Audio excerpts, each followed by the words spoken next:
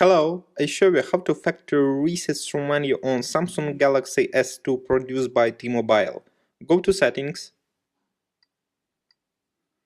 In Settings, choose Backup and Reset. Then select Factory Data Reset. Finally click Reset Phone and erase everything. Your device will now restart.